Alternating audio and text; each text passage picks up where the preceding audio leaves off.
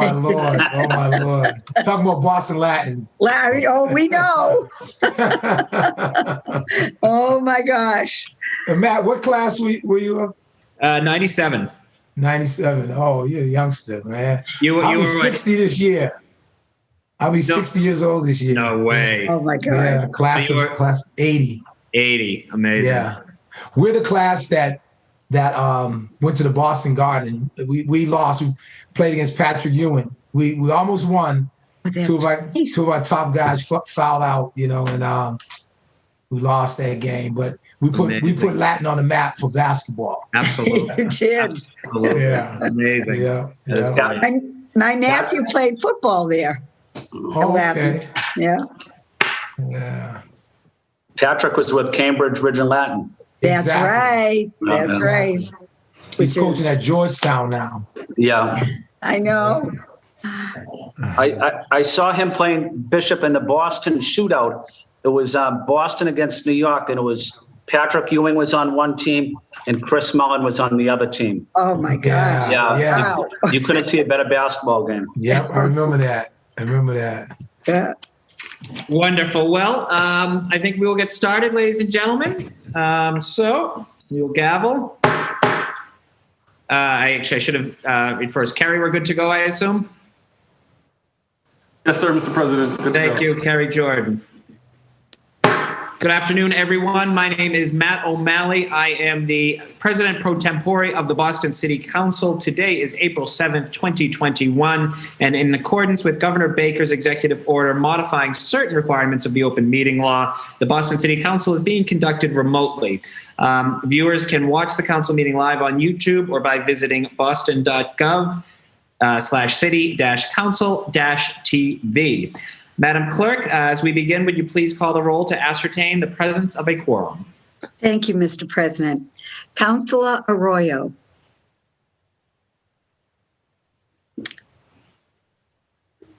Councilor Baker is absent.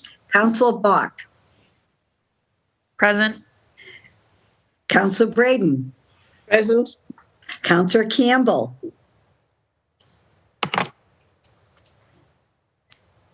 Councilor Edwards. Present. Councilor Sabi George. Councilor Flaherty. Here, Madam Clerk. Thank you. Councilor Flynn. Here. Councilor Mejia. Present. Councilor O'Malley. Present. Councilor Wu. Present. Mr. President, we do have a quorum. Thank you. And could, I believe Councilor Campbell has joined us. Yes. Great. Thank you. Thank you. Please amend the Thank you. minutes to reflect Councilor Campbell. I've been informed by the clerk that a quorum is present. I now have the great honor of turning the mic over to Councilor at Large Julia Mejia to introduce our clergy today. After the invocation is delivered, we will recite the Pledge of Allegiance. Our invocation, of course, is no stranger to this body or to this city, Bishop William E. Dickerson II, Bishop of Greater Love Tabernacle Church, one of the finest churches in Boston. Councilor Mejia, the floor is yours. Thank you, Mr. President, and I'm happy to introduce Bishop William E. Dickerson for today's invocation. Bishop Dickerson is a graduate of the Boston Latin School and has called Boston home for almost his entire life. He is the founding pastor of Greater Love Tabernacle, the president of Restoration Ministries and Company, Inc., an organization designed to train 21st century pastors in five-fold ministry leaders. He is also the president of the Greater Love Community Cares, a nonprofit philanthropic agency that helps economically marginalized individuals and families. During the Boston's most violent and turbulent times in the 80s and beyond, Bishop Dickerson ministered to teens and men and provided resources and information which led to job training or employment. While working with the DLC prison system, he became more of an advocate for prisoners due to the conditions that the prisoners were enduring.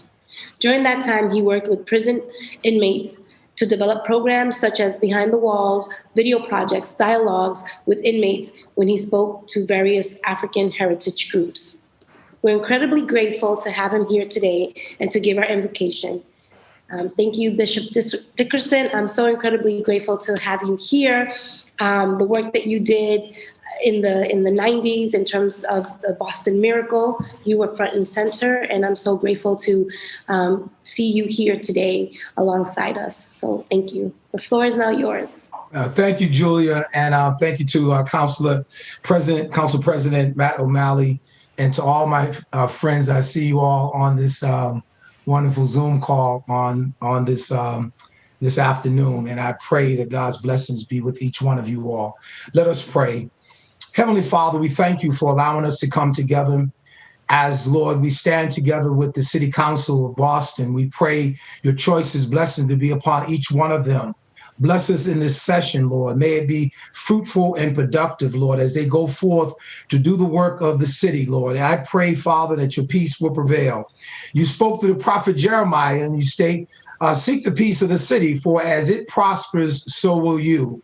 I pray that you will allow, Lord, these counselors, Lord, to be strengthened. I pray you'll bless their endeavors, Lord, not just politically, Lord God, but I pray you'll bless their families. I pray that the strength and the peace of God will be with each one of them.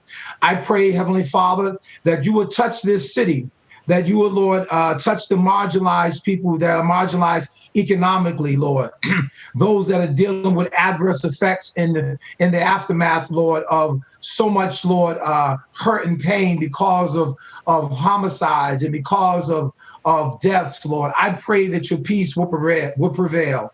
I pray, Heavenly Father, that you would, Lord, allow this session, Lord, to be, Lord, a time of sharing, a time of reflecting, a time of doing the business of the city in a way that people, Lord, would always be at the forefront of the minds of these counselors, those people who are the least fortunate, especially.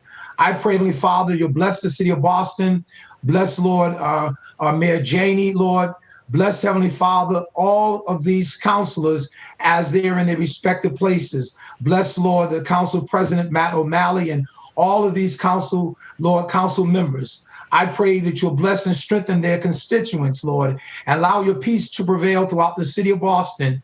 I pray that you will have your way. Let the peace of God prevail with respects to all faith traditions. In Jesus' name we do pray. Thank God. Amen and amen. Amen. Amen. You see, Bishop. Thank you, Bishop Dickerson, for those wonderful, inspiring words. Those that are able, please now rise for the Pledge of Allegiance, where Councilor Mejia will lead this body.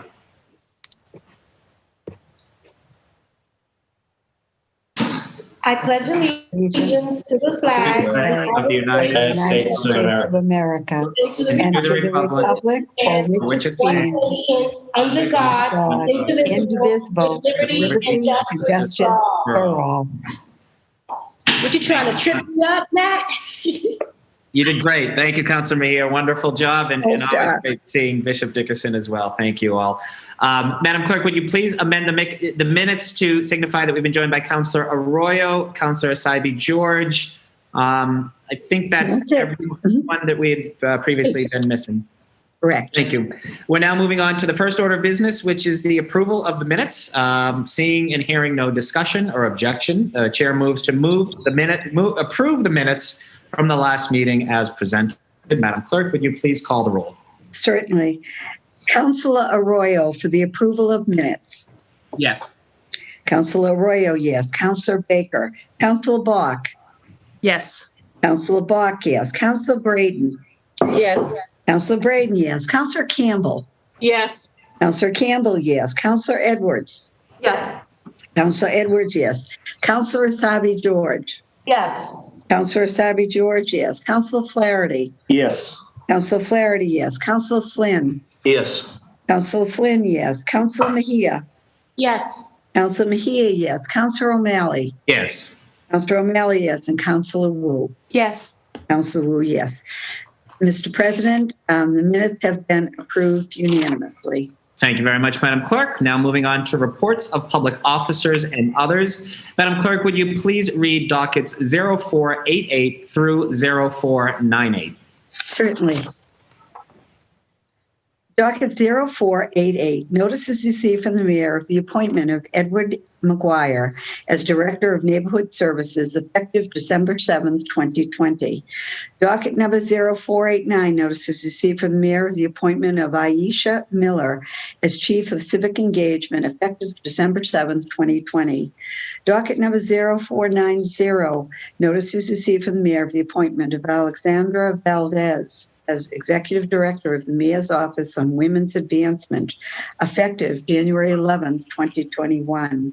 Docket number 0491, notice was received from the Mayor of the appointment of Kate Lamola as Director of Labor Relations, effective May 1st, 2021. Docket number 0492, notice was received from the Mayor of the appointment of Midori Morikawa as Interim Chief of Economic Development, effective March 8th, 2021.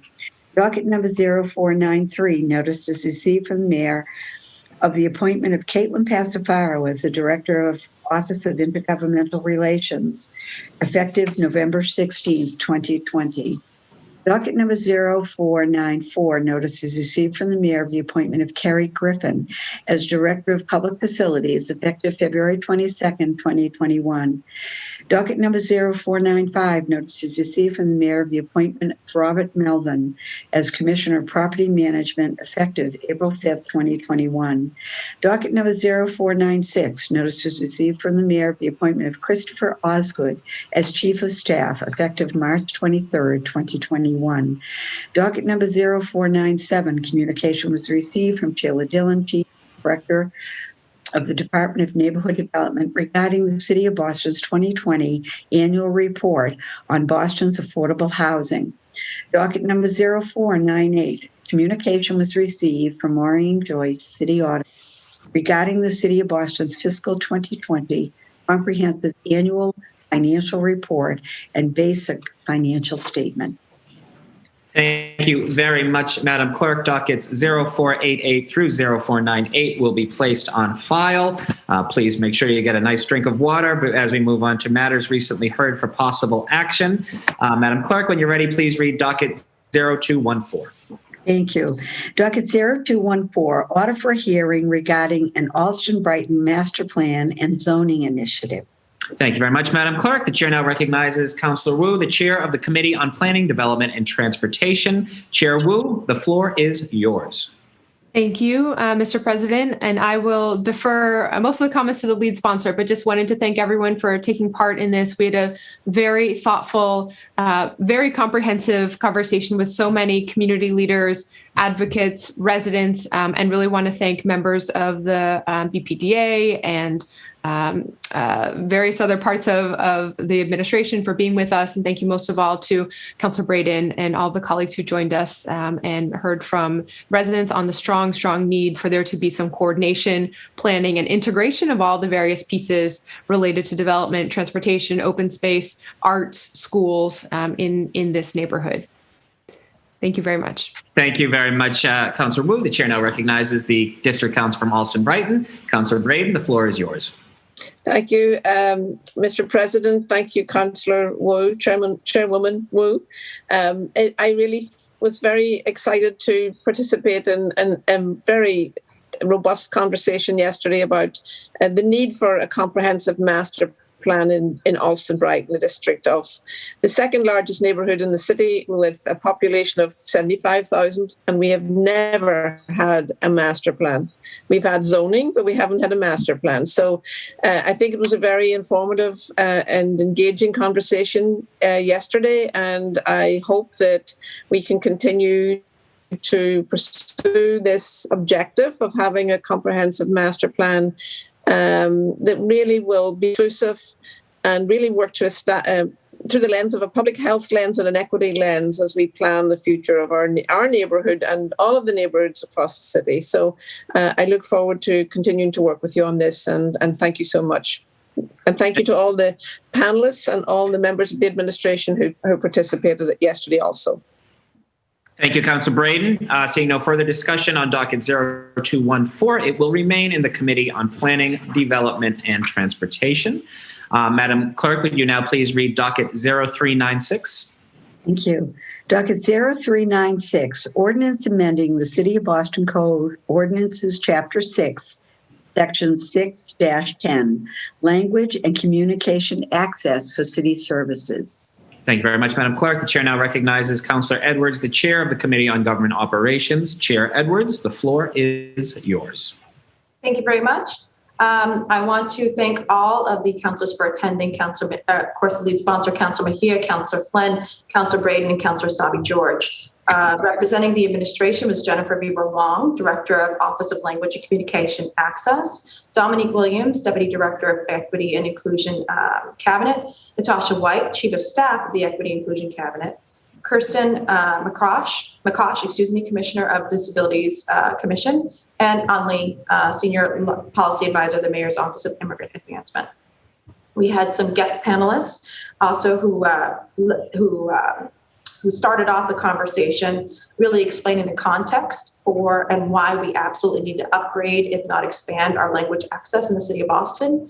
Those panelists include Yvonne Espinoza Madrigal, Executive Director of the Lawyers for Civil Rights, Bethany Lee, Asian Outreach Unit Attorney for the Greater Boston Legal Services, Carolyn Chu, Director of Asian American Resource Workshop. As stated, the current this would expand the current ordinance by codifying the Office of Language and Communications Access and basically explaining the mission of the office, which will be to serve as the main contact for language and communication access services and plans. Currently that lies with ONS, and that would shift it over to this office to make sure that we have a robust plan for every single point of contact for the City of Boston. We discussed many things, and I want to thank Jennifer specifically for giving us buckets and helping us to guide our discussion. Those topics included adult illiteracy, text-to-speech, audio recording, vital document translations and definitions, timeline to produce or make best efforts is certainly when trying to introduce a document, making sure that all of the 10 languages identified are actually part of the introduction as well. Making sure we understood the number of people who would be required, number of languages that we would require based on the language access definition, and also how this would apply to quasi-government agencies such as the BPDA, looking at workforce development as well as BPS. Workforce development especially was important, that we wanted to bring them back to discuss the adult literacy program. Right now, we are working extremely hard to make sure we get common ground on all the definitions. What we heard was support from the administration. I'm proud to say that, but we need to make sure that we're working in a working session, and we will have a follow-up one as soon as we can get folks back in the room to discuss how we move forward. But I wanted to congratulate the lead sponsor for pushing for this and making sure that we were headed in the right direction. Thank you very much, Councillor Edwards.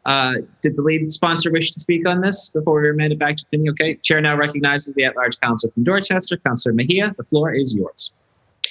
Thank you, Mr. President, and thank you to Councillor Edwards for chairing a great working session. It's always great to have her at the helm. She always breaks things down. We were fortunate to have been able to bring together an amazing group of advocates and representatives from the administration to talk about our vision for a city that gives everyone a voice in our city processes. We heard from Yvonne, who provided his support for our own language access ordinance. We also heard from Carolyn Chu, who mentioned that there is a need to really think about how we are directing constituents to interact with the city and to think about a single access point for people who speak languages other than English.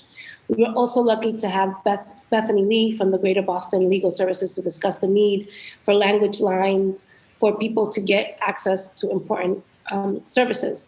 Walking away from the working session, we have committed to doing the following. First, we will work to create a definition for quote-unquote vital documents, as well as financial constraints. Second, we will explore the idea of including a task force on adult literacy into the ordinance so that we can develop a better understanding of the scope of the problem. Finally, we have agreed to centralize the language access dashboard into one location. Moving forward, we expect to work on the timeline component for translation and interpretation services. We are an incredibly resource-rich city with incredibly hardworking public servants, and I am confident that we can find a way to release all of the information in all language in a timely manner. We look forward to the next working session and hope to see this pass soon. And I just wanted to just quickly underscore the gratitude for the administration who has worked with us for the last few months, even before getting to this point. We worked really hard to get this far. And so just really want to thank Jennifer and her team for diving in and being all on board around this, and to my colleagues that participated. This is both personal for me. As many of you know, I'm an English language learner. My mom did not make it beyond 3rd grade and struggles to read and write in her own native language. So I think when we think about information access and language access, I'm looking at this through an information justice lens and how important it is in making sure that everybody, regardless of what language they speak, are able to access information that can help them navigate city services. Thank you very much. Thank you, Councillor Mejia. Docket number 0396 shall remain in the Committee on Government Operations. Moving now right along to motions, orders, and resolutions. Madam Clerk, would you please read and place before the body docket number 0499? Certainly, Mr. President. Docket 0499, Councilors Flynn and Block offer the following order for hearing to discuss updates on the status and enforcement of short-term rental ordinance. Thank you very much. The chair now recognizes the District Council from South Boston. Councillor Flynn, the floor is yours. Thank you, Mr. President. May I suspend Rule 12 and add Councilor Edwards as an original co-sponsor to this hearing order? Seeing and hearing no objection, Councillor Flynn moves for suspension of Rule 12, and Councillor Lydia Edwards is hereby added as an original co-sponsor. Please proceed, Councillor Flynn. Thank you, Mr. President. This hearing order is to discuss the status and the enforcement of the short-term rental ordinance passed in 2018. We are calling for this hearing due to a decision at the Zoning Board of Appeals last week opposed by myself and Council Block, in which relief was granted for a large corporation to convert 26 units to executive suites on Battery March Street in the downtown area. It is my position that this decision runs contrary to the spirit of the 2018 ordinance, which sought to remove non-owner occupied properties, investor units, and large corporate operators from participating in short-term rental activities due to their impact on Boston's precious housing stock, the market, and the quality of life issues they present in our neighborhoods, such as trash removal, parking issues, late night parties every night. In 2019, we held a hearing specifically on this issue, which was echoed by civic organizations across the city, that large corporations could potentially continue operating short-term rentals in the same manner under the loophole of executive suites. We also look to discuss other concerns regarding enforcement of the ordinance, the eligibility requirement, and the screening process to remove investor units. In my opinion, the decision sets the precedent and opens the door for executive suites to be exploited by large multinational corporations to continue operating these de facto unregulated hotels.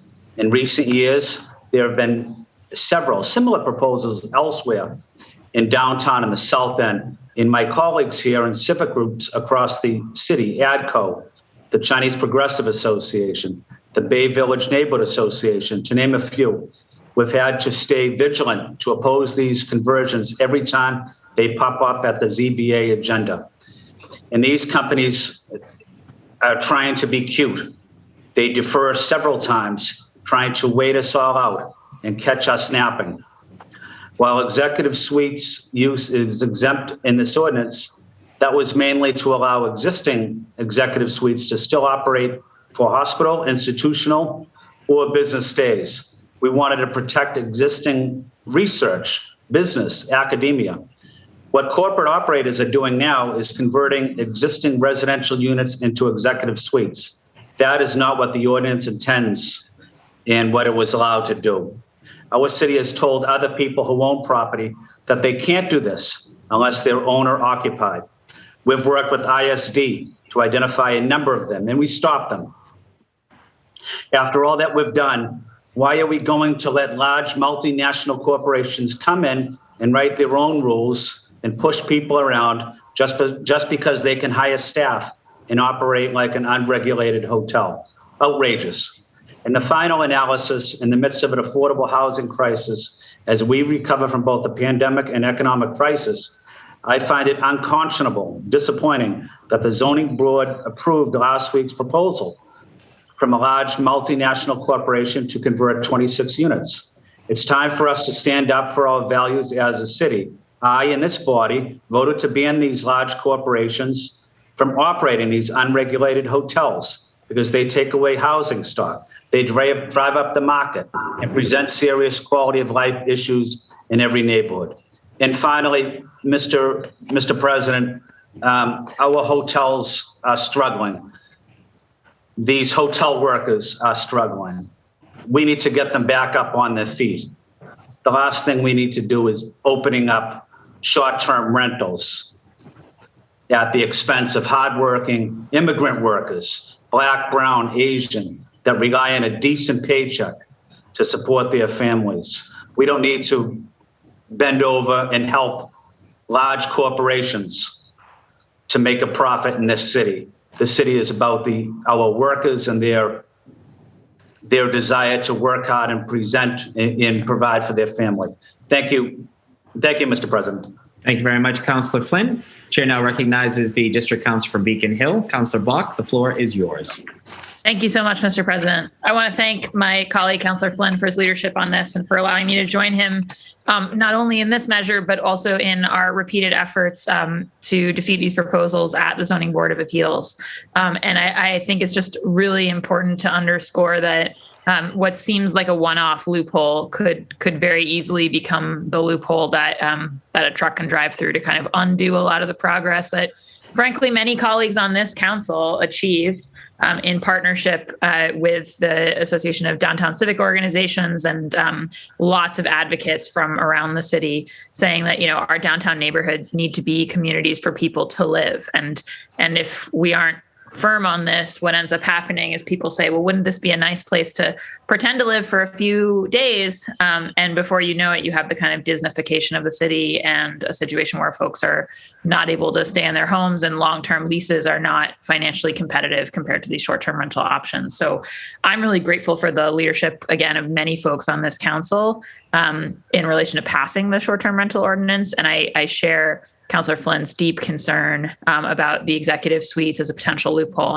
And we had thought that some guidance from Corporation Council related to Addison Street kind of in the pandemic, at least, was keeping a lid on this. And so, I think in light of the decision last week, it's time to have this broader conversation again.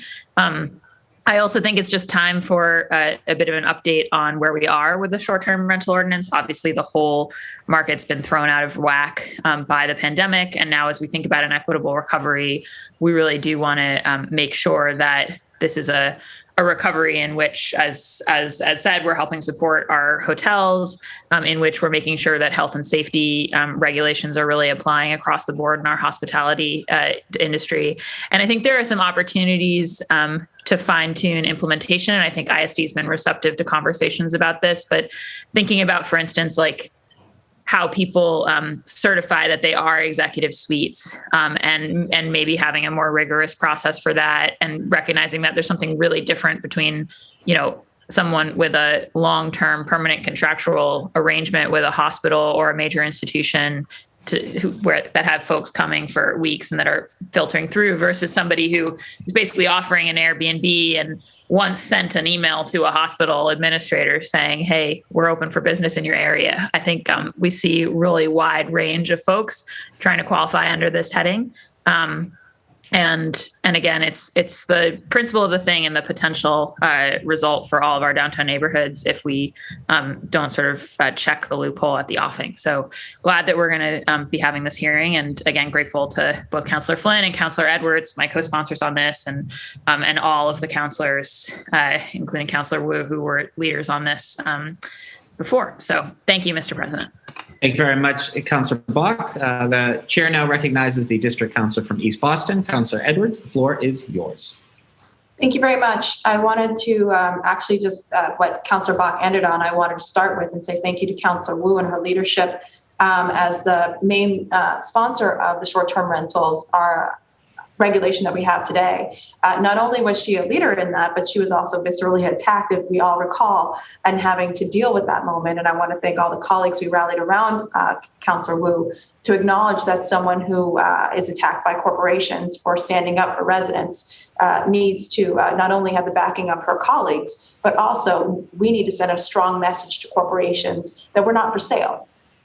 And so it was, and part of that conversation also was now acting mayor, but at the time, city councilor Kim Janey, who absolutely was part of helping to negotiate and make sure that when it came to short-term rentals, it really was the side income for owner occupants to make sure that they were not moved away from economic opportunities, but also not running a side hotel. So I would ask that we make sure that we are consistent in the way we voted before, and that today, it was disappointing to see ONS under the current administration support the executive suites happening. And I think that, I'd call on to make sure that we're consistent and that we look back on what we fought for as a council to make sure that we don't undo it unintentionally. And so I just wanted to put that out there, because I do know deep in the way that we advocated to see Councillor Janey advocate so much for short-term rentals to be regulated. We can't undo that now. So that's one thing. But also back to, not to echo and repeat too much of what my colleagues have said already, this is a time and a moment for us to rebuild in a more equitable way. And so if we are regulating owner occupants, or even small owners from even having an Airbnb next door to them, we have eliminated that opportunity. And then turn around and support a corporation taking residential units and becoming executive suites. We're speaking out of both sides of our mouths. And so not only do I want an update, but I also want to see how we, as Councillor Bach said, regulate and also make sure that this doesn't happen again. We cannot afford to be taking residential opportunities off the market. It's hard enough to be a tenant because of the lack of opportunities that you have downtown and a lot of neighborhoods that you can even afford. So we need to make sure that we're making sure that residential units stay residential units. And actually, part of our biggest goal is to make sure those residential units are affordable. So I'm just excited to be part of this, to get the update, to make sure that we're enforcing this. We worked really hard. We were sued. If you all remember, we were sued and we fought back. So it's time that we fight back again. Thank you. Thank you very much, Councillor Edwards. The chair now recognizes the at-large councillor from Roslindale. Councillor Wu, the floor is yours. Thank you very much. I just wanted to say thank you so much to our colleagues for making sure that the council is following up. Of course, we want to ensure that the spirit of the original legislation is matched in the enforcement of it, and that we're not standing by as unintended loopholes are being created and rammed through for those who have figured out a different way. Many of the same companies and actors who are involved in each situation before the various boards and licensing entities now were the ones that had lobbied most vigorously against passage of this ordinance. And so it is the exact same actors. And so there's a clear line being drawn here. But I also just want to emphasize that legislation should be revisited. We should, just as we've seen under the leadership of other colleagues, past ordinances that have been filed now, added upon the language access and communications access push with Councillor Mejia and thinking about paid parental leave. And this is an important place where we need to make sure that it continues to match what the reality is on the ground today. And so this was, at that moment, a compromise that was struck. So we ended up with the most protective ordinance language in the country at that moment. But there were some concessions made from the council at that point. And so now we are past that moment of first crack at that legislation. We need to look at whether there needs to be further revisions and addressing some of the additional things that have popped up. So I'm in full support of making sure we are continuing to go back to this and ensuring that it matches this moment in time with the recovery and with the situation in the housing market of our city. So thank you so much to all of our colleagues. Please add my name. Thank you, Councillor Wu. Madam Clerk, please add Councillor Michelle Wu. The chair now recognizes the district councillor from Alston Brighton. Councillor Braden, the floor is yours. Thank you, Mr. President. I want to thank Councillors Flynn, Bach and Edwards for offering this hearing order to revisit the short-term rental ordinance. I won't repeat what my colleagues have already said. You know, the intention was to support owner-occupied short-term rentals that were owned by an owner-occupier, and to rent out an extra room if the owner lived in the building. So now we're 2 years down the line. I'm hearing from my district of instances of short-term rentals in bulk, like large numbers, up to 50 short-term rentals in some of the new buildings that have been constructed in our district in recent years. And it's basically luxury housing that is unaffordable for the neighbours. And I really feel that we need to sort of nip this trend and investigate it, look at it, and make sure that our Inspection Services Department is adequately resourced to follow up and investigate these issues, and to also close any apparent loopholes that we are identifying at this point in time. It's really important that we empower our mom and pop owner occupiers to generate some income from their spare room or an extra apartment, if that's a way to enable them to stay in the city. But we should not be allowing corporate entities to take advantage of loopholes and profit from this situation. So please add my name. Thank you. Thank you very much. Madam Clerk, please add Councillor Liz Braden. Any further discussion on docket 0499? Would any councillors wish to add their name to docket 0499? Madam Clerk, please add Councillor Anissa Asaibi-George. Please add Councillor Julia Mejia. Please add Councillor Ricardo Arroyo. Please add Councillor Michael Flaherty. Please add Councillor Andrea Campbell. Please add the chair's name. And docket 0499 shall be referred to the Committee on Housing and Community Development. Madam Clerk, do you have an update on docket 0500? Thank you, Mr. President. I do. Docket 0500 has been withdrawn. Thank you very much, Madam Clerk. Moving right along, Madam Clerk, would you please read docket 0501? Thank you. Docket 0501, Councillor O'Malley offered the following motion to amend council rules to introduce the Committee on Boston's COVID-19 Recovery. Thank you, Madam Chair. Councillor O'Malley, you have the floor. Thank you, Madam Chair.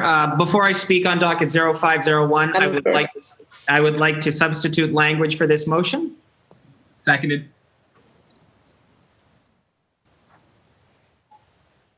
You're muted, Madam Chair. Sorry about that. Councillor O'Malley has moved for substitution of the language. A copy of docket 0501 with the substituted language has been sent to your inboxes now by central staff. You take a moment to review the substituted language, please.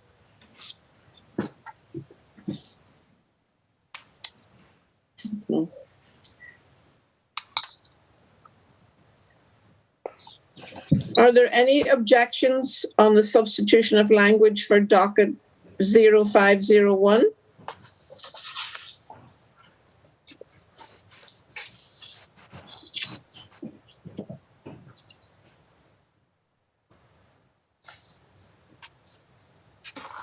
Hearing no objection, Councillor O'Malley, you may continue. Thank you very much, Madam Chair. So I move to amend the council rules to introduce the Committee on Boston's COVID-19 Recovery. I'm looking for a second to this motion. Seconded. Seconded. Thank you. Thank you. Thank you, Councillor Arroyo. It is moved and seconded that the council rules be amended to introduce the Committee on Boston's COVID-19 Recovery. Thank you very much, Madam Chair.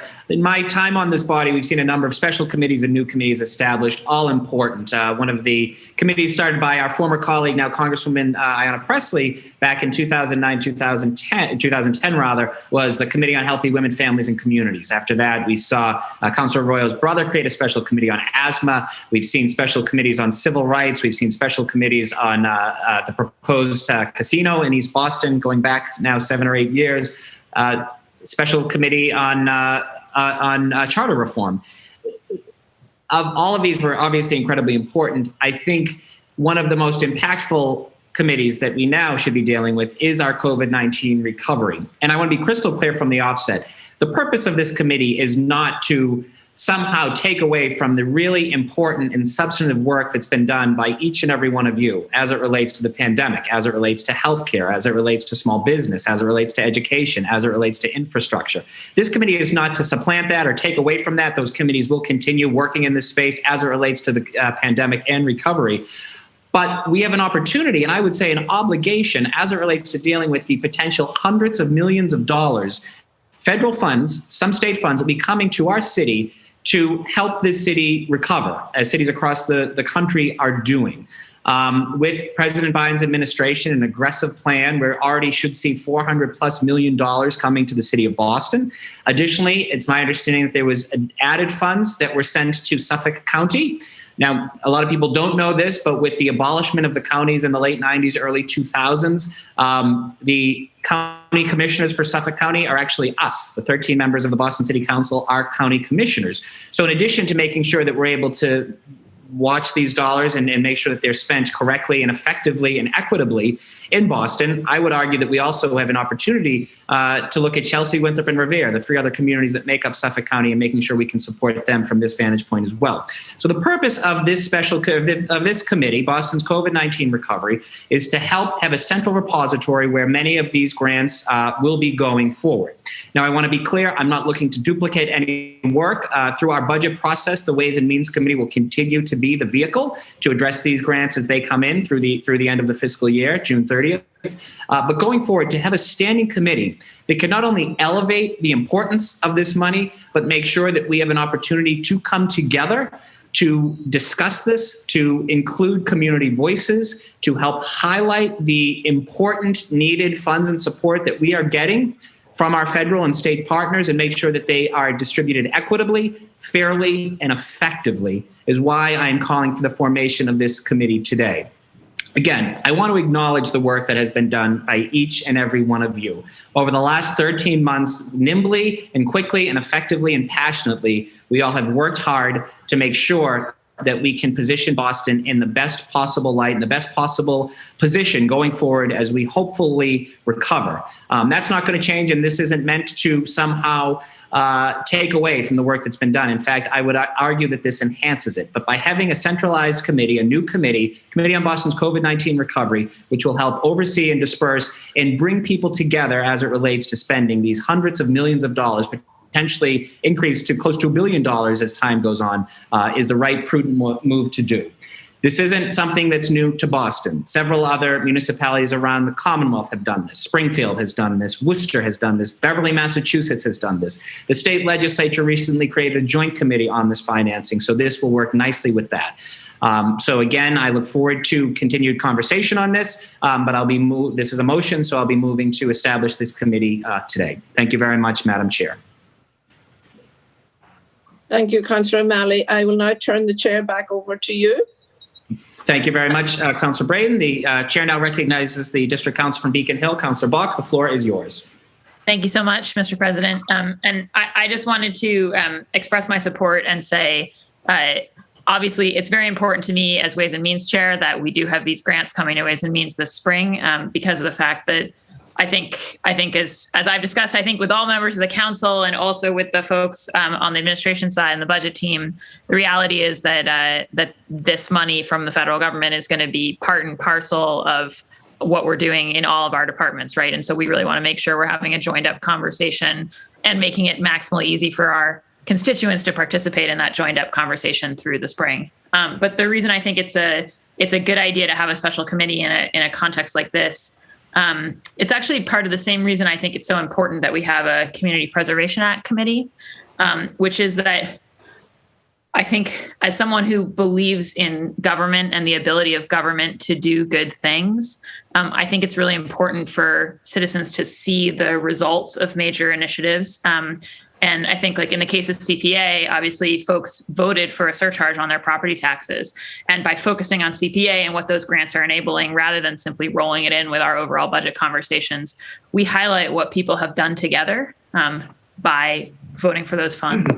And I think in this case, you know, we have the American Rescue Plan and touch wood, hopefully an infrastructure plan to come afterwards is, I think, a once in a generation chance for us to actually show people what it looks like when government steps up to meet a really big challenge with really like major funds that meet the occasion.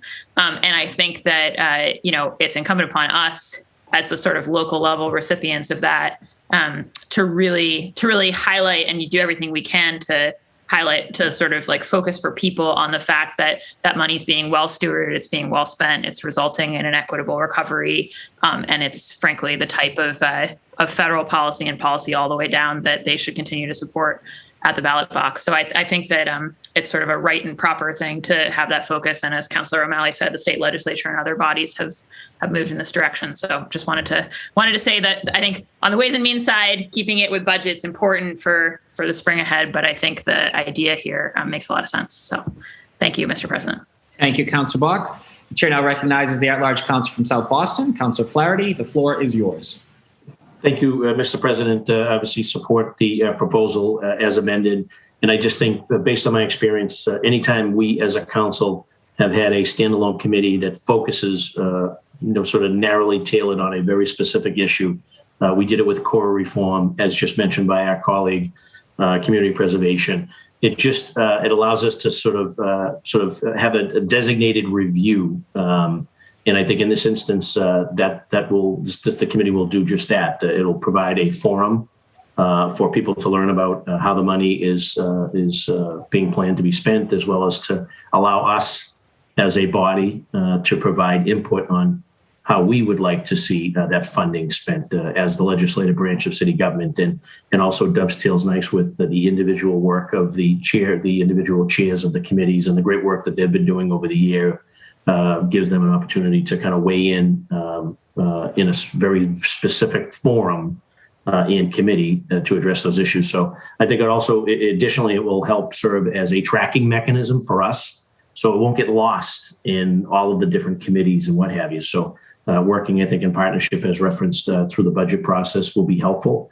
And again, it will give us an opportunity as the legislative branch to put our best foot forward. Our district colleagues know their districts better than anybody, and obviously the at-large councilors know the city well. And I think that being able to sort of evaluate those funds in one place will actually help us as a council, and also help the city as we move forward in recovery. So I appreciate the idea. I think it's a great idea, and look forward to supporting it. Thank you, Councillor Flaherty. Any further discussion on docket 0501? Chair now recognizes the District Councilor from East Boston, Councillor Edwards. The floor is yours.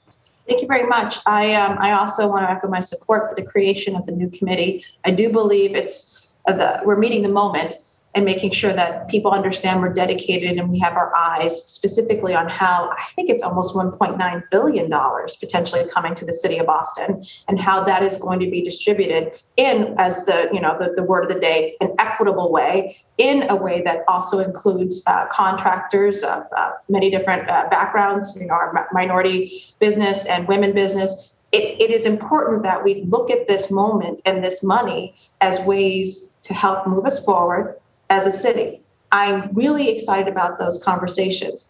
My question to the chair, or to the potential chair of this committee, is would we consider where the two overlap, possibly having co-chairs or co-committee hearings? I know that's something we kind of walked away from in my first term, but considering, the work we've done with housing, for example, we come in there, we have a report on the rental relief, and it's been going, so on and so forth.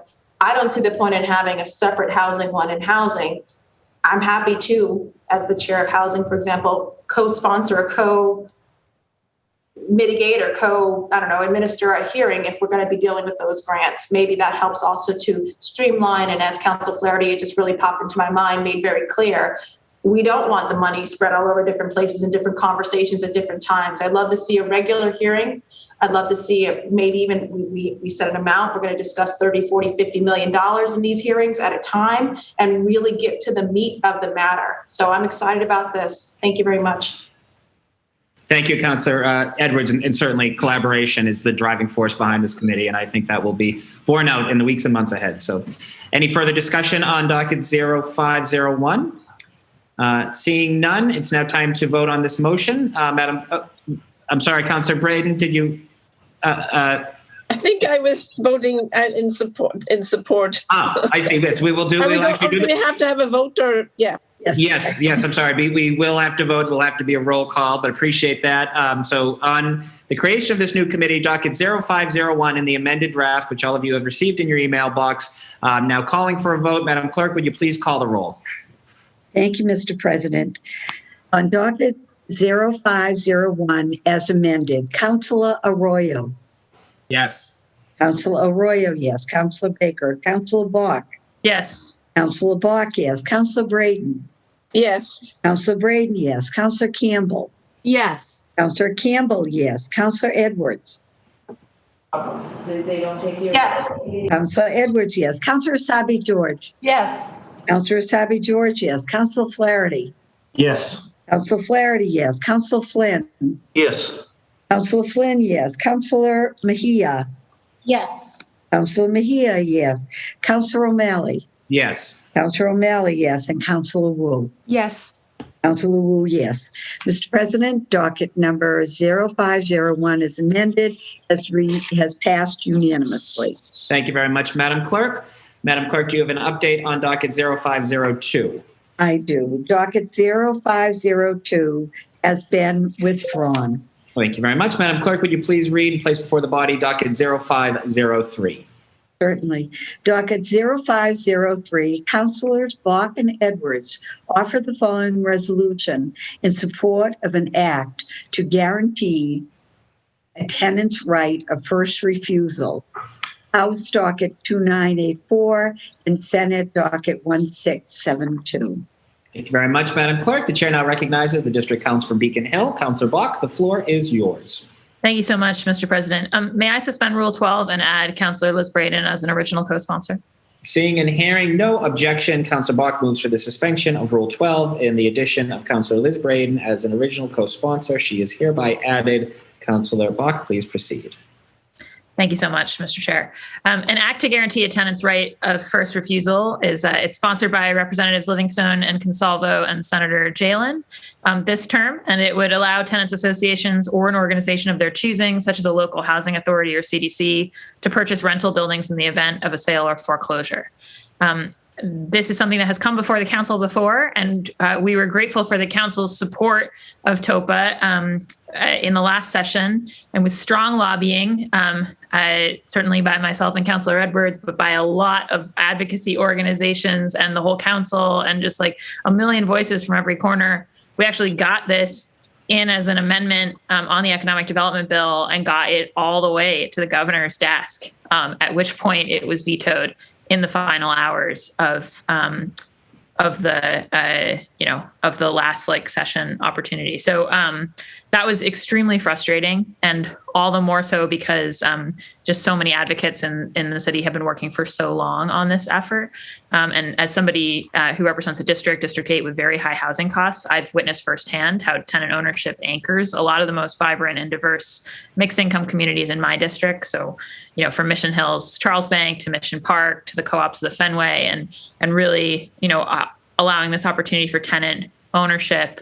It's something where the tenants would have to buy it at market value. It's not that the business owner's taken a bath, but it does set up this kind of long-term stable structure that also has an element of economic democracy that I think we really want to have flourish, where people have a financial stake in their own community and their homes in this deeply empowering and stabilizing way.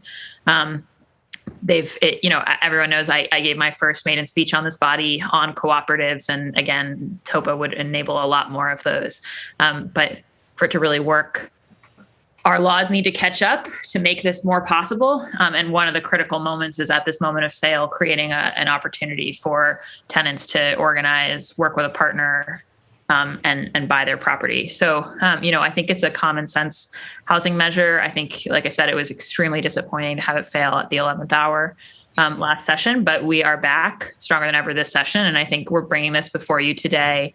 And I'm grateful for the partnership of Councillor Edwards and Councillor Breeden, because we want to put a strong statement in support of this on the record for the council right here at the start of the session, and really push, because there wasn't time to override the governor's veto, just the way the legislative time worked last session. But we want to come back roaring on this. So I will ask you, Mr. Chair, to suspend and pass today this resolution, but obviously first yield to my colleagues for their comments.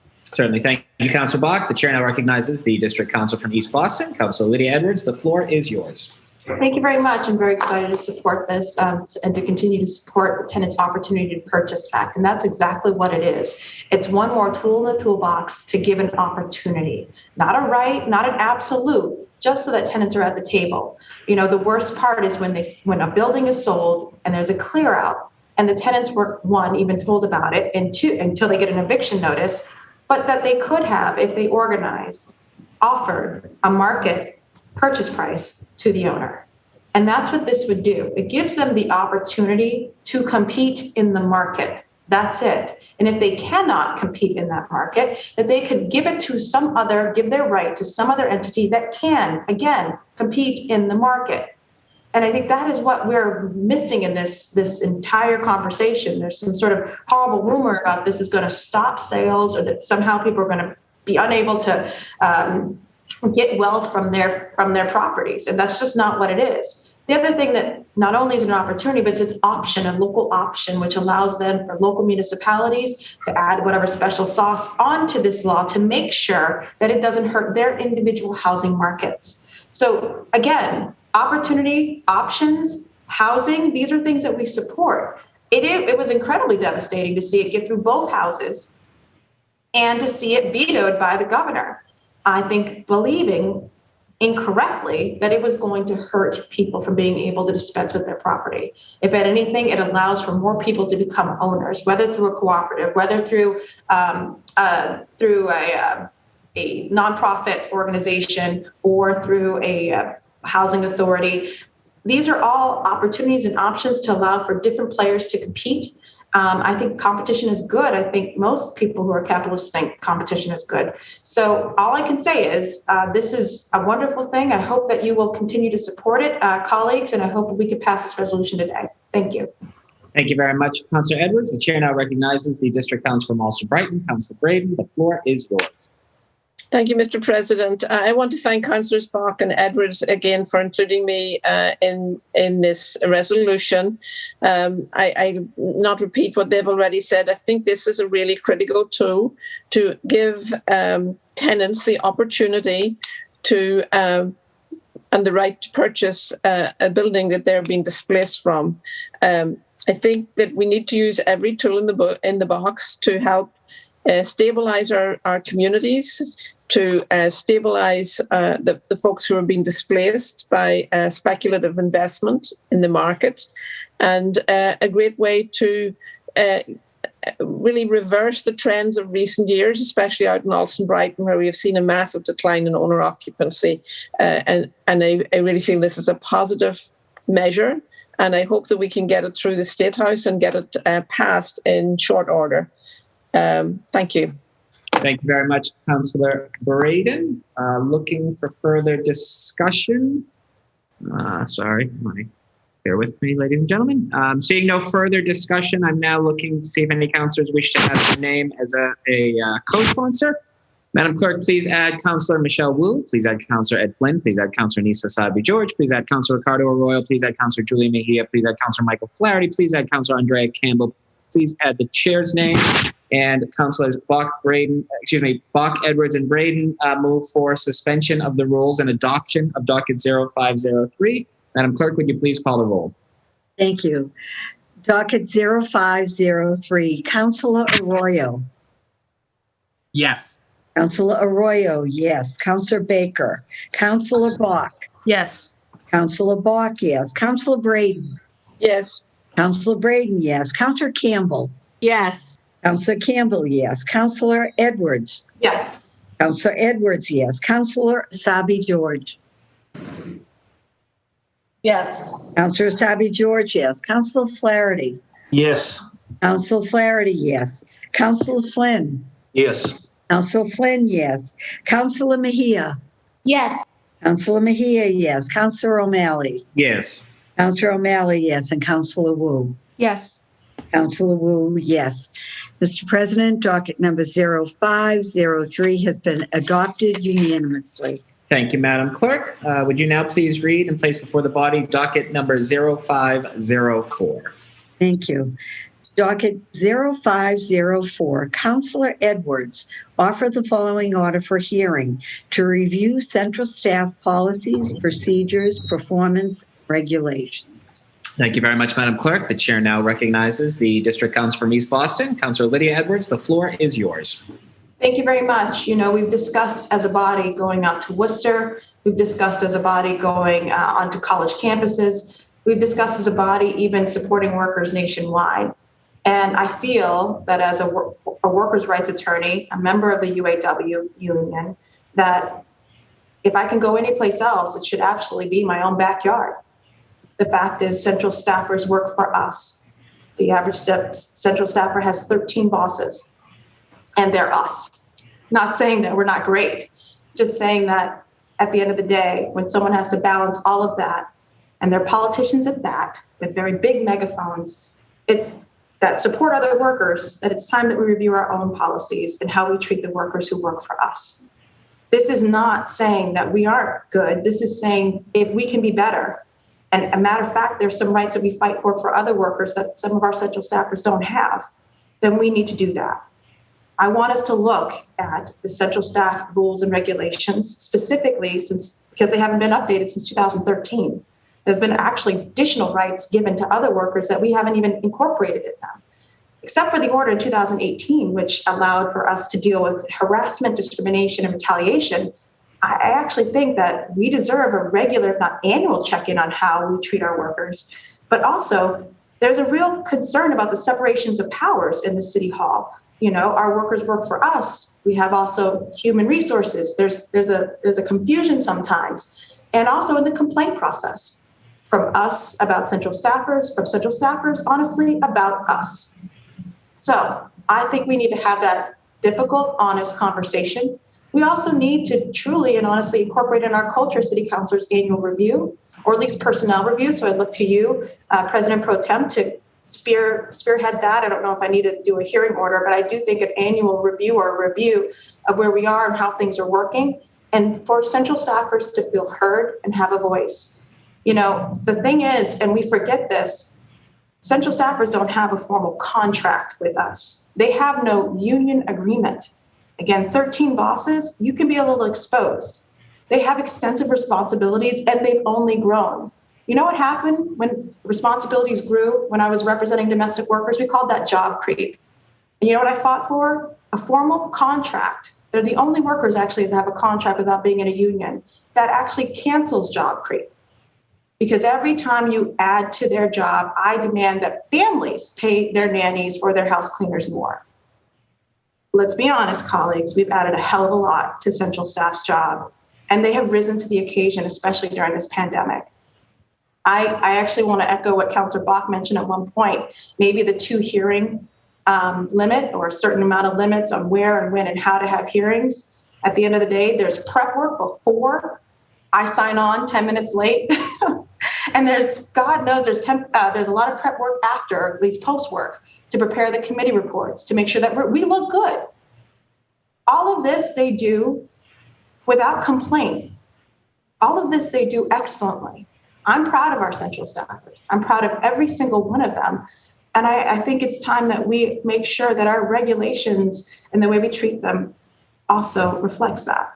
So I'm asking that we have a hearing, executive order. Again, President Pro Temp, I leave it to your understanding of how to navigate this and where we go from here, specifically for central staffers.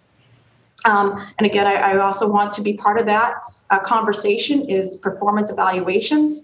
And the goal, to be very frank, is to update our regulations and to make sure without a doubt that they are the best regulations, and that if we can walk around, again, the whole state supporting workers, we absolutely should make sure our workers are treated the best. Thank you very much.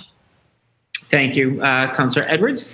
Any further discussion on docket 0504? Chair now recognizes the District Council from Mattapan, Councillor Andrea Campbell. The floor is yours.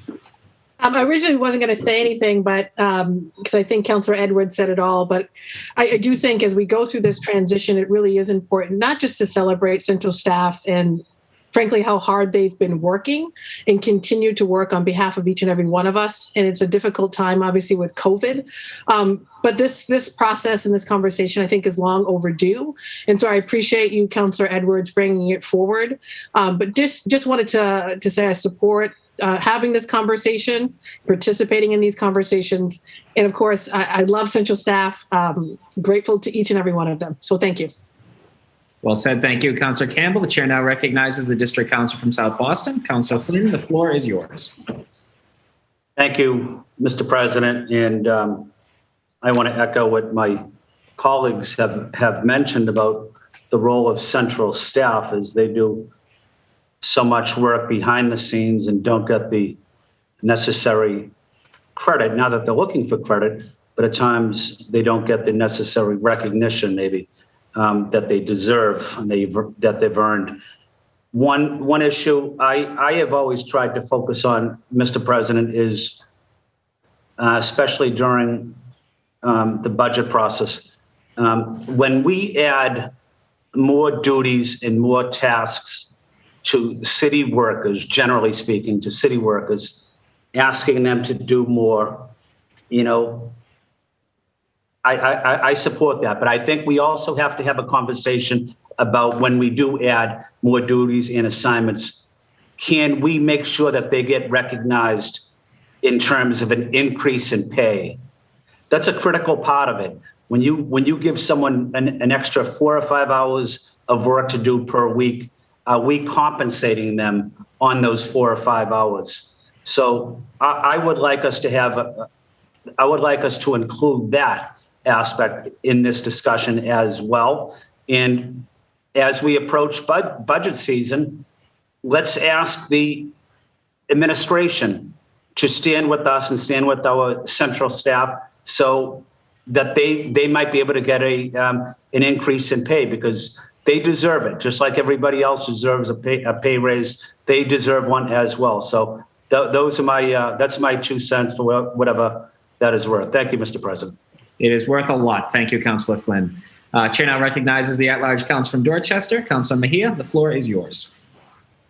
Thank you, Mr. President, and thank you to the sponsor for this bringing this to the forefront. I just would like to chime in really quick. When I think about the central staff, absolutely doing amazing work, under-recognized, underpaid. I also want, while we're talking about this, want to also highlight that our staff, we're giving a budget to work with, right? And with those constraints, a lot of our staffers can't even afford to live in the city of Boston, but have to live with 4 or 5 people just to be able to make their ends meet so that they can stay in the city of Boston so they can serve.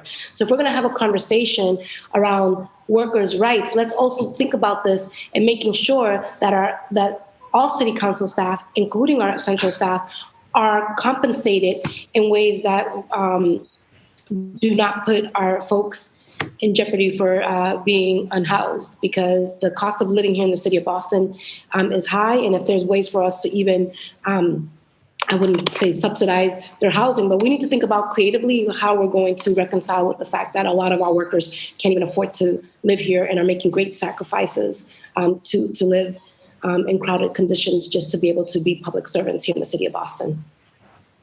Thank you, Councillor Mejia. Any further discussion? Would any councillors wish to add their name? Madam Clerk, please add Councillor Liz Braden, Councillor Andrea Campbell, Councillor Julia Mejia, Councillor Michelle Wu, Councillor Nisa Saibi George, Councillor Ricardo Arroyo, Councillor Kenzie Bach, Councillor Michael Flaherty, Councillor Ed Flynn. Please add the chair's name as well. And docket 0504 shall be referred to the Committee on Rules and Administration. Madam Clerk, would you please read and place before the body docket number 0505? Thank you. Docket 0505, Councillor Edwards offered the following resolution reorganizing the City of Boston's assessment of fair housing. Excuse me. Thank you very much, Madam Clerk. The chair now recognizes the District Council from East Boston. Councillor Lydia Edwards, the floor is yours. Thank you again very much. This resolution is to recognize the City of Boston's assessment of fair housing and their task force end result, the report. In 2016, the City of Boston began the process of creating this assessment of fair housing. It's essentially an analysis of fair housing data, fair housing and assessment of the overall opportunities we have for it, and also contributing factors, and of course, identifying the priorities for fair housing. We created a community advisory committee, actually, that's been engaged in an extensive 16-month community outreach effort involving public testimony, 14 community meetings, and citywide survey, generating 2,500 resident responses.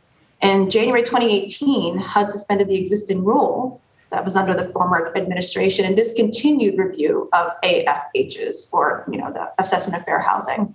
And in July 2020, the Trump administration outright terminated the 2015 affirmatively furthering fair housing rule. Despite that, the city agreed to continue the work with this committee and to complete the assessment of fair housing. In June 2020, the committee, in partnership with our office, organized a citywide virtual town hall with an audience of approximately 100 participants to inform residents of how their feedback from the spring-summer 2017 public meetings were reflected in the planned assessment of fair housing.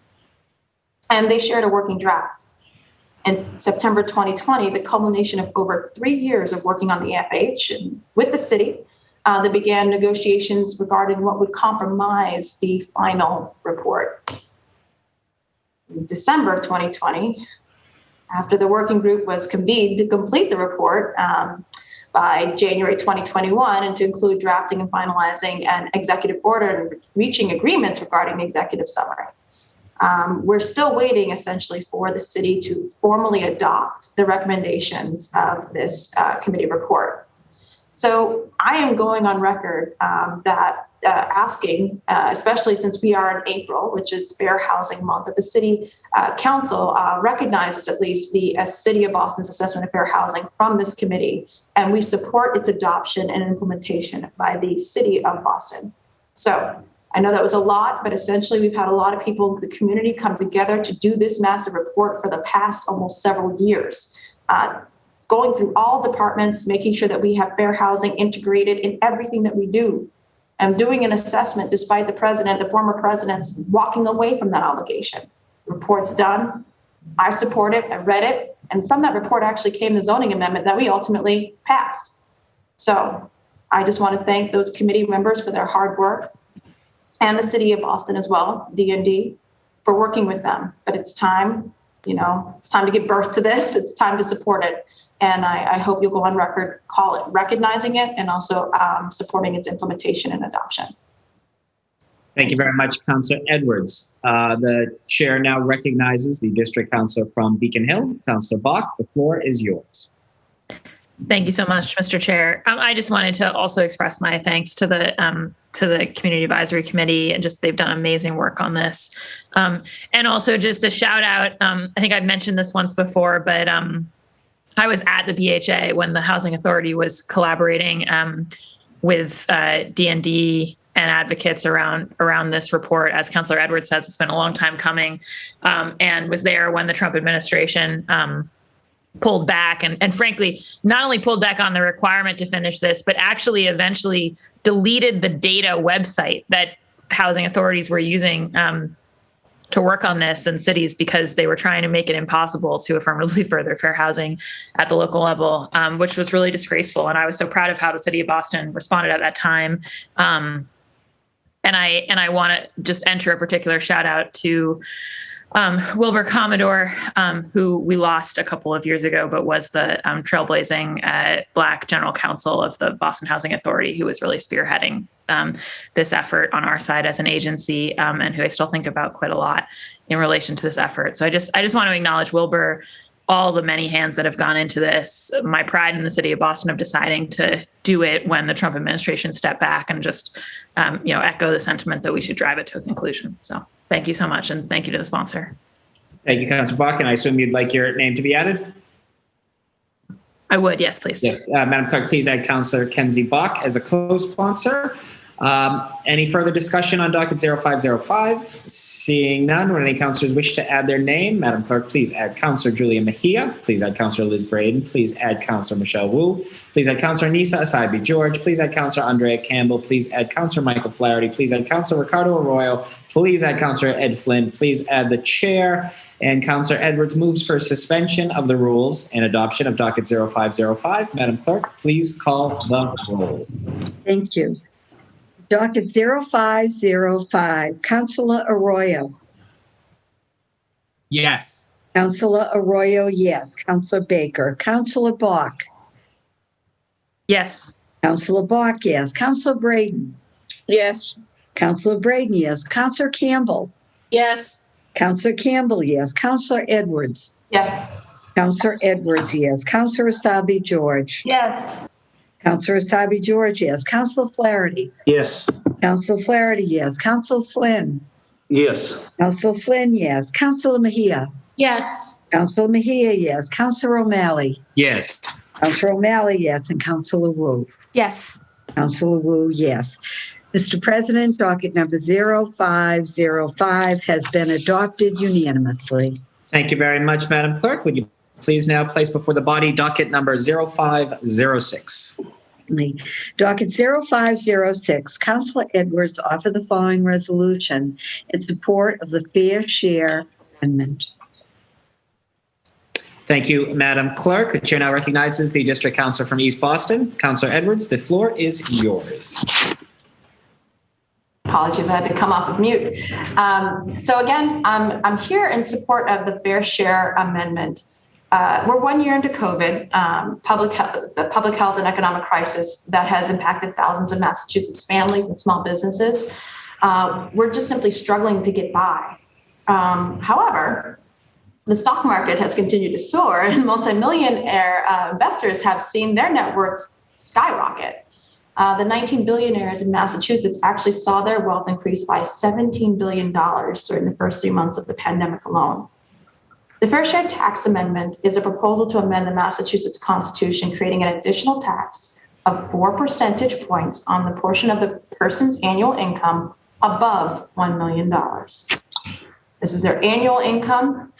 And again, you have to at least make $1 million for it to apply to you. And it's only on that money after that $1 million that it applies.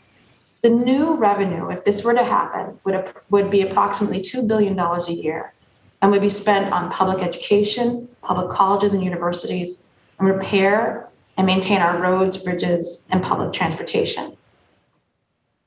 To ensure that the amendment continues to apply only to the highest income taxpayers who have the ability to pay more, the $1 million threshold would also be adjusted each year to reflect the cost of living increases. So this is not a flat, complete, $1 million today isn't necessarily going to be $1 million 10 years from now. So it is adjusting up. Massachusetts basically needs new investments. I don't think anyone denies that. RT is struggling. We need to make sure that we have funding and regular funding dedicated to it. Our public education systems, we have also immense disparities in them before COVID. And now those investments are needed even more to lift our economy and to make sure that we as a state can recover in the most equitable, fair way. I pay my fair share in taxes. We can talk about the universities and the pilot payments another day. We talk about it actually every day. But at least for right now, I think that we need to be honest. We need people to contribute more. And we need, especially those in the billion and millionaire classes, to contribute their fair share. This helps all of us. This helps us grow as a state. So I hope that you, as my colleagues, would agree with me and that go on record in support of this, the Fair Share Tax Amendment.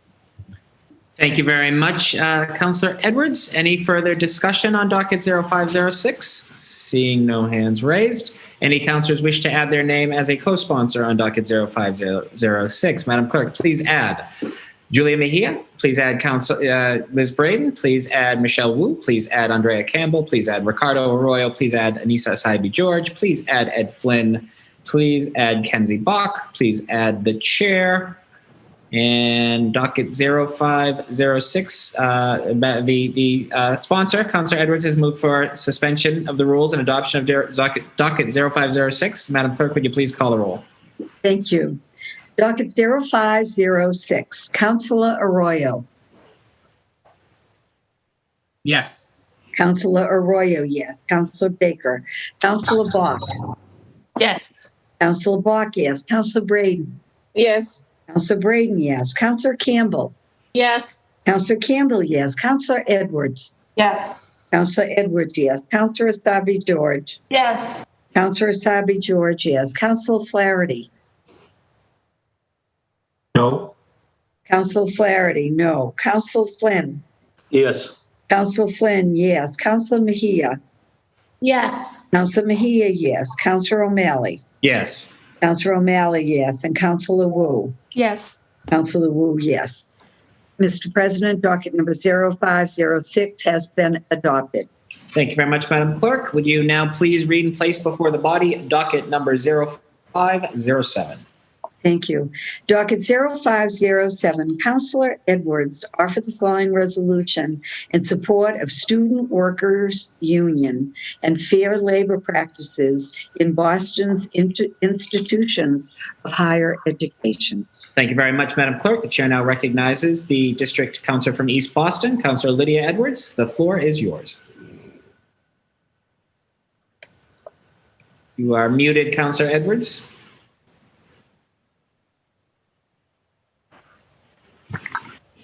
I'm back.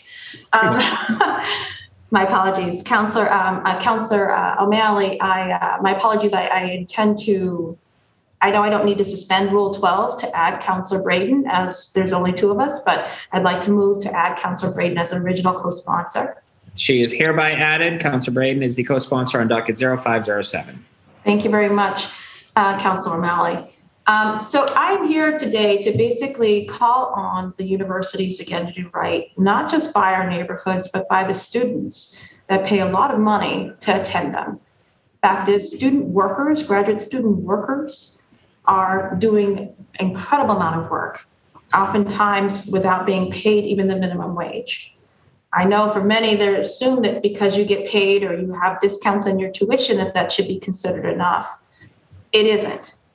Many of them do not have protections against discrimination. They do not have pregnancy leave acts or any of those rights that apply to them. Many of them working under horrible conditions, and also with the entire time, your degree, your PhD being held over your head as to whether you do or don't accept sexual harassment, as to whether you do or don't accept 4 a.m. calls and random work hours, as to whether you do or don't accept a certain amount of hazing. That's offensive. The fact is, student workers at Harvard, Boston University, Boston College, and Northeastern and other institutions are organizing and have been organizing to advance their labor rights. I was so proud of the hearing we had, I think in 2019, when we literally packed the entire hall, not just of student workers who are in graduate student unions, but all union workers. We had Local 26, we had the trades, we had SEIU, and they all stood in solidarity with graduate student workers. Matter of fact, it was on April 24th, 2019, that we voted to support graduate student unions. Unfortunately, again, under the Trump administration, they were trying to change the NLRB regulations to basically cancel all graduate student unions. We still rallied and continue to have hearings and also working sessions to make sure that we were pushing and advancing that forward. They perform critical functions, teaching, research, and other areas. And at Harvard, there are nearly 1,700 graduate student workers who work in research and as assistants and teachers' assistants.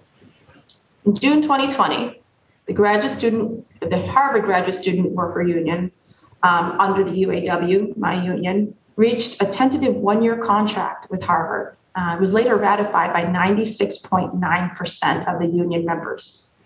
The contract unfortunately expires on June 30th, 2021, and they're in the middle of negotiations right now with the university.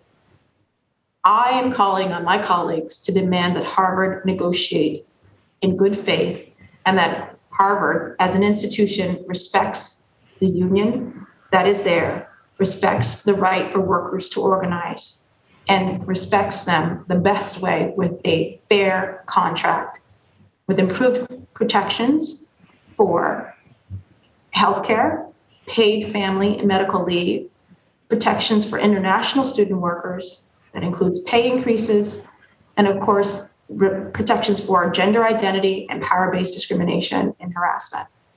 These are things that I think make for a decent, fair workplace, and we already know as the City Council, we stand up for that everywhere. So I call on my colleagues again for another resolution and calling on Harvard to negotiate fairly.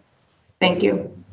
Thank you, Councillor Edwards. The chair now recognizes the District Council from Alston Brighton. Councillor Braden, the floor is yours.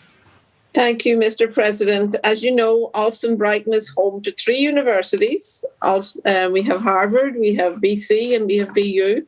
So many of these students that we're graduate student workers that we're talking about are actually my constituents in our district. I want to thank Councillor Edwards for including me today, as I'm pleased to go on the record to support fair labour standards and practices for colleges and the right to collectively bargain for student workers and unions. Student workers are part of what makes these institutions function. So much of the cutting-edge research is conducted by these student workers in labs and research facilities on our college campuses, and they're part of the fabric of our communities, as I've already mentioned. Their well-being, economic stability, and the quality of life are essential. Are essential to their life in the city. They have to live here. They are part of our community, so it's really important that they have the ability to organise and to negotiate for fair labour practices. As a city, we must ensure that our institutional neighbours and partners recognise student workers and their unions and come to the negotiating table to bargain in good faith. As with assessing and procurement of city contracts and permits, we must likewise assert that the labour standards and practices of how the city's academic institutions treat their workers and take all these issues into account. Therefore, I'm very proud to support this resolution today and hope that our universities will negotiate in good faith in the case of Harvard, and also in the case of BC, actually recognise their students, their student workers, and allow them to organise on campus. Thank you. Thank you very much, Councillor Braden. Chair now recognizes the at-large council from Dorchester. Councillor Mejia, the floor is yours. Thank you, Mr. President, and thank you to the sponsors for this resolution. When I was in college, I had to work 2 to 3 jobs just to be able to afford college. So I am in full support of this resolution and would like to add my name. And I also just would like to make note that aside from the students, there are a lot of workers on college campuses right now who are ununionized, who aren't part of a union, basically. And because of that, are unable to make their ends meet because they don't have proper representation. So their wages are lower than what they should be. I'll just talk really quick. The example is my mom. She's been working at a local college for 20-something years as a food handler, and she's too poor to retire because she's never had union representation. And I think it's issues like this, organizing and supporting student workers now in college is what I think is going to disrupt the continued abuse towards our students. So I'm just really grateful to the sponsors, and Mr. President, please add my name. Thank you, Councillor Mejia. Madam Clerk, please add Councillor Julia Mejia as a co-sponsor. Chair now recognizes the District Councillor from Beacon Hill, Councillor Kenzie Bach. The floor is yours. Thank you so much, Councillor O'Malley, and thank you to Councillor Edwards for introducing this. I just want to express my strong support. When I was a PhD student myself over across the ocean, I was back home in Boston and was actually in the living room of some friends as the first deliveries of the cards to demand the graduate student union at Harvard appeared. And so I got to be there for unboxing those and was really just amazed by the intense multi-year organizing work and strategy that graduate student workers engaged in to make this union happen. And I think it really is, it's super important for these workers. And a large number of them work in my district at the Longwood Medical Campus.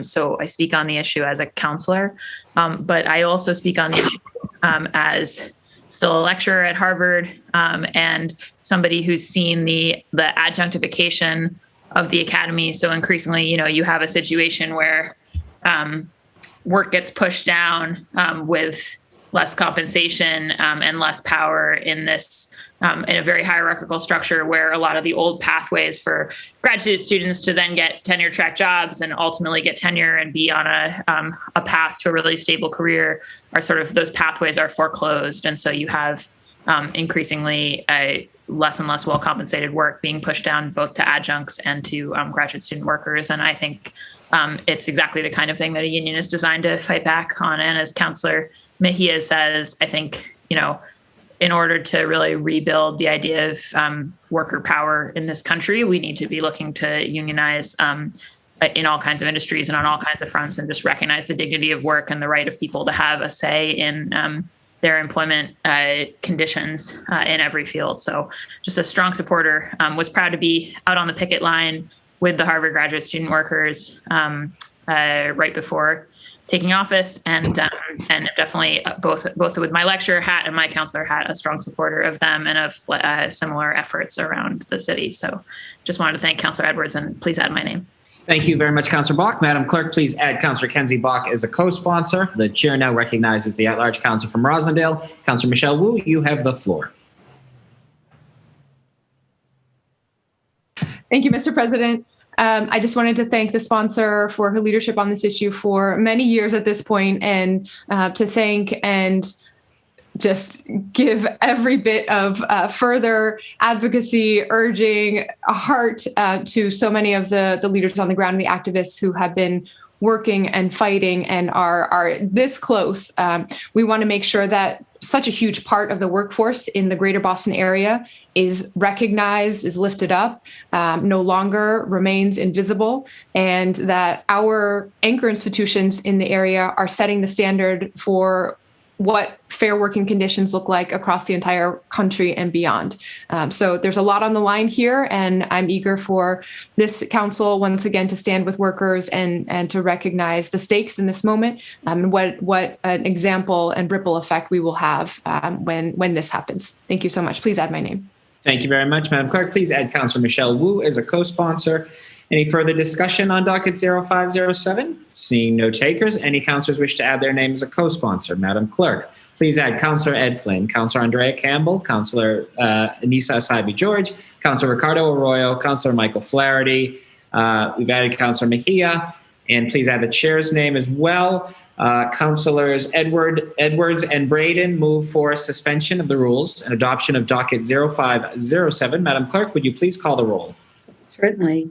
Docket 0507, Councillor Arroyo. Yes. Councillor Arroyo, yes. Councillor Baker. Councillor Bach. Yes. Councillor Bach, yes. Councillor Braden. Yes. Councillor Braden, yes. Councillor Campbell. Yes.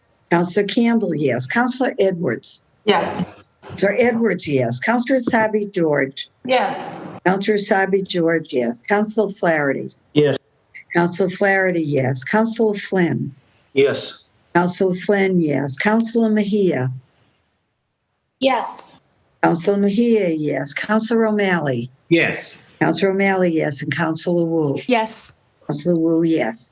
Mr. President, docket number 0507 has been adopted unanimously. Thank you very much, Madam Clerk. Would you now please read docket number 0508?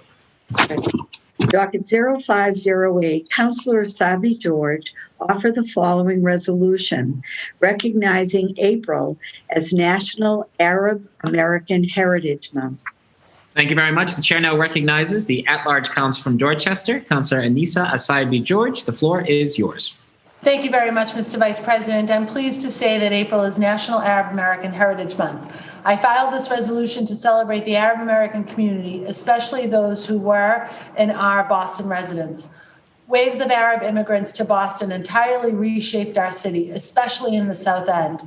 Boston has been home to some famous Arabs and Arab Americans, including the poet and writer Khalil Gibran and Red Sox player Joe LaHood.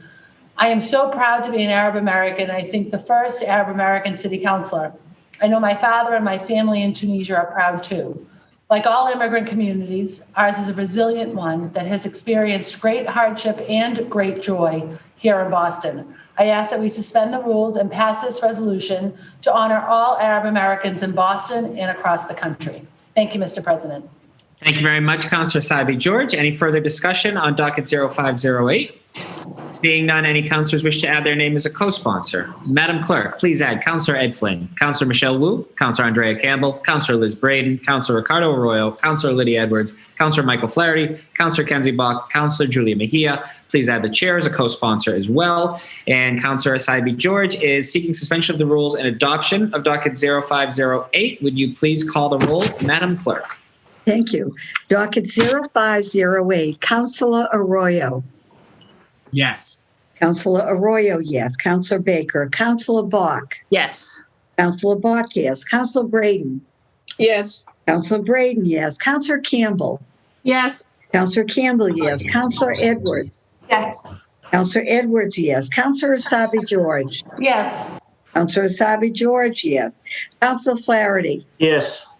Councilor Flaherty, yes. Councilor Flynn. Yes. Councilor Flynn, yes. Councilor Mejia. Yes. Councilor Mejia, yes. Councilor O'Malley. Yes. Councilor O'Malley, yes. And Councilor Wu. Yes. Councilor Wu, yes. Mr. President, docket number 0508 has been adopted unanimously. Thank you, Madam Clerk. Congratulations, Councilor Sabi George. And it's my honor to wish all of Boston a happy Arab American Heritage Month. We are now moving on to personnel orders. Madam Clerk, would you please read docket 0509? Certainly. Docket 0509, Councilor O'Malley for Councilor. The chair seeks suspension of the rules and passage of docket 0509. Madam Clerk, would you please call the roll? Certainly. Docket 0509, Councilor Arroyo. Yes. Councilor Arroyo, yes. Councilor Baker. Councilor Bach. Yes. Councilor Bach, yes. Councilor Braden. Yes. Councilor Braden, yes. Councilor Campbell. Yes. Councilor Campbell, yes. Councilor Edwards. Yes.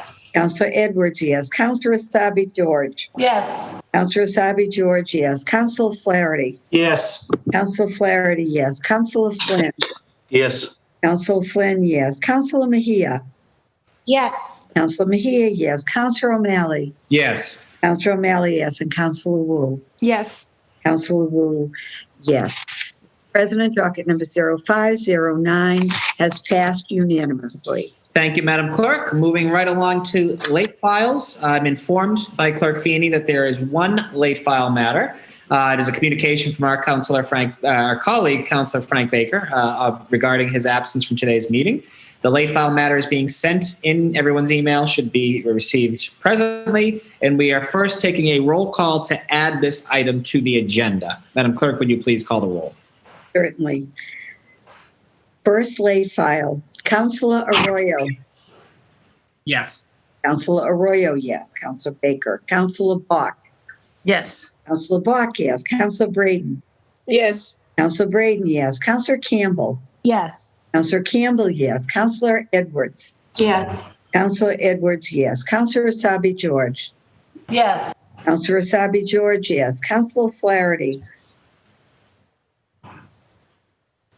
Councilor Flaherty. Councilor Flynn. Yes. Councilor Flynn, yes. Councilor Mejia. Yes. Councilor Mejia, yes. Councilor O'Malley. Yes. Councilor O'Malley, yes. And Councilor Wu. Yes. Councilor Wu, yes. Mr. President, the first lay file is properly before the body. Thank you, Madam Clerk. Would you please read it into the record? Certainly. Frank Baker, Boston City Councilor, District 3, April 7th, 2021. Dear President Pro Tempore O'Malley, please be advised that I will not be in attendance at the Boston City Council meeting on Wednesday, April 7th, 2021. Sincerely, Frank Baker, Boston City Councilor, District 3. Thank you, Madam Clerk. This late file matter will be placed on file.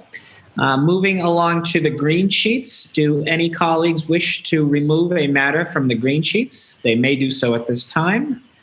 Speak now or forever hold your peace, or at least for a week hold your peace. Seeing no takers, we are moving right along to the consent agenda. I'm informed by the clerk that there are 0 additions to the consent agenda this afternoon. Chair moves for adoption of the consent agenda as presented. Madam Clerk, would you please call the roll? Certainly.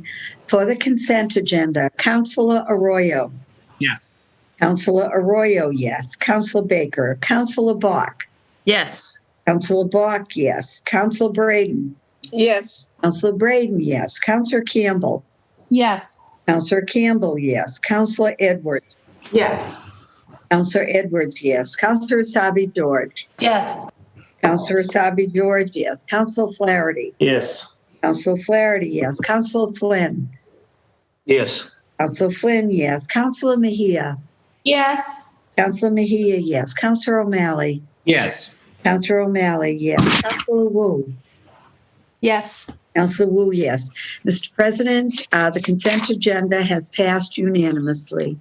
Thank you very much, Madam Clerk. We are now moving on to the announcements section of this council meeting. Do any colleagues have any announcements to make and share? Please signify by raising your hand, virtually or otherwise. Chair now recognizes the District Council from East Boston. Councilor Edwards, you have the floor. Thank you very much. Unfortunately, I have some sad news to share today. One of our, for those of you who know Ellie, who worked for us as in our municipal police officers or as one of our security guards for many years. She retired, I think, last year. Unfortunately, I was told this morning by Judy Evers, the First Lady of Charlestown, that her husband died suddenly.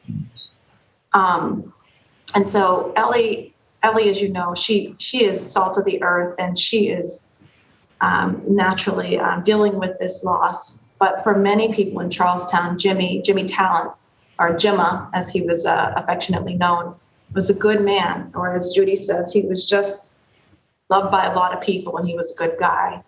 And anybody who finds out about it immediately is choked up. He's been known to just brighten the room when he walks in there to help out with everything. He's a plumber, and he would work probably little or nothing trying to help people just make it. Her loss is our loss. You know, we see those folks, the municipal police officers, they work 24 hours all the time for us, and they never stop, even in this pandemic. They didn't have the option to work virtually. And so I just wanted to acknowledge that loss of one of our own, and that she's in pain right now. And so information about the wake and so on and so forth will be made public, but I just wanted us to go on record and express our condolences as a city council to Ellie for her loss of her husband, Jimma. Thank you very much, Councilor Edwards, for sharing that very, very sad news. The chair now recognizes the District Councilor from South Boston, Councilor Flynn. The floor is yours. Thank you, Mr. President. And I also wanted to highlight the life of an incredible woman in South Boston who recently passed away, who was friends with myself and Councilor Flaherty, Mrs. Roseanne Bailey Casper. We know the Casper family and the Woods family and the Bailey family for so many years, but Roseanne Casper was a wonderful woman, wonderful mother and wife, raised great children here in South Boston, and was active in so many various organizations, and was one of the co-founders, I think, of the South Boston Irish American Society. And, you know, she loved to educate people about the proud Irish community, but also about the Irish telling their stories in song. So I used to go over their house all the time and listen to Noel Henry would be performing, playing a concert, and would all be there singing, having a wonderful time. But I'm friends with a lot of her children, Mrs. Casper's children. And on behalf of myself and Council Flaherty and in the body, we just wanted to let the Casper and the Woods and the Bailey family know that we're thinking of them and that they're in our prayers during this difficult period of time. Thank you, Mr. President. Thank you, Councillor Flynn, and thank you for sharing that sad news as well. Any further announcements before we move on to memorials? Chair now recognizes the at-large councillor from South Boston, who is celebrating a certain sartorial splendor today, which I'm very supportive of. Councillor Michael Flaherty, the floor is yours. Thank you very much. Trying to urge the spring to get here sooner. Just want to recognize, and you guys would remember her, and that's Mrs. Eileen Hennessy. She would be right at the front door ripping butts as we were coming and going from City Hall. Always had a nice word to say to any member of the City Council, and anytime you had an opportunity to chit chat with her, obviously very knowledgeable. But she spent she'd spend her coffee break or her lunch break literally right at the front door of City Hall. So I regret to inform folks that she had passed away, and I just want to offer condolences to the Hennessy family on behalf of the entire City Council.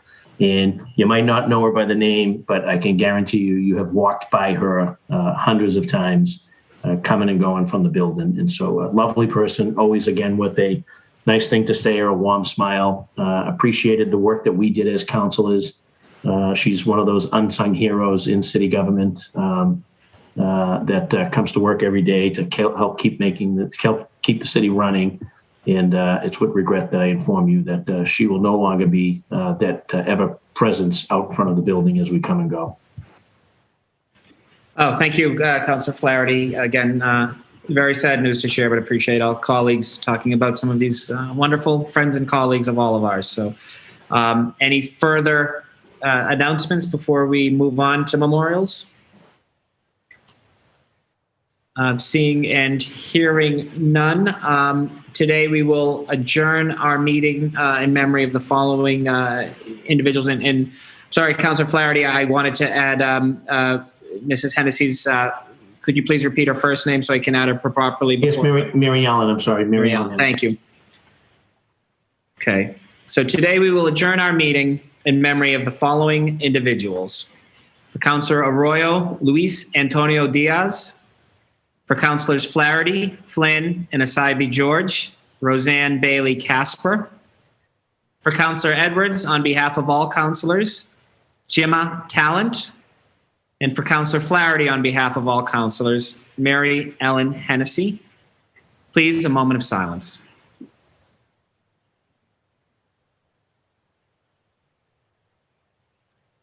Chair moves that when the council adjourns today, it does so in memory and in honor of the aforementioned individuals.